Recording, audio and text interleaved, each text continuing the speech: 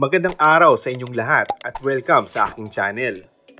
Super close nga ni Coco Martin si Senator Lito Lapid na lahat na yata ng tungkol kay Coco ay alam nito.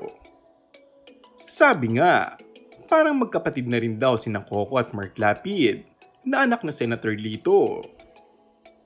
At syempre, sa Christmas lunch ni Senator Lapid sa Showbiz Press, inosisa ito tungkol sa kasal di umano ni Coco at Julia Montes. Sana kung ikakasal na nga, kailangang imbitahan nila ako, sabi ni Lito. Imbitado bilang ninong. Ano na lang, audience na lang, natatawang sabi nito.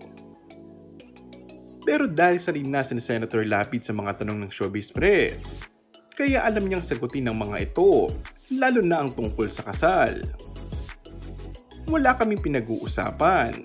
Kapag tungkol dyan, wala kaming pinag-uusapan. Puro action lang kami. Puro pelikula. Ano ba ang gusto mong malaman? Patawang tanong ni Lito sa press. Baka ako ang may malaman sa inyo, sabi pa nito. Samantala, speaking of Coco, bongga nang naisip niyang bigyan ng scene si Lito sa FPJ's Batang Quiapo. Kissing scene ng Senior Citizen Edition umano.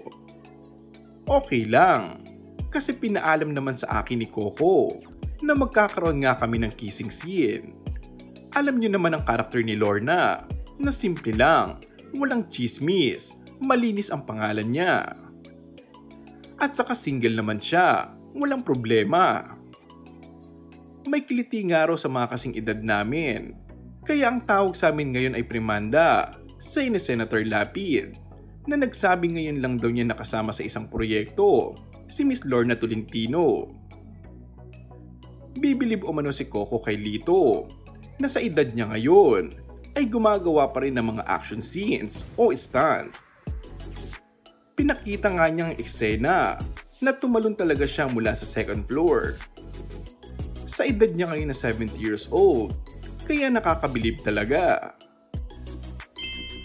And that's all for our today's video. Kung bago ka lang sa aking channel ay mag-subscribe at pindutin na rin ang notification bell. Maraming salamat!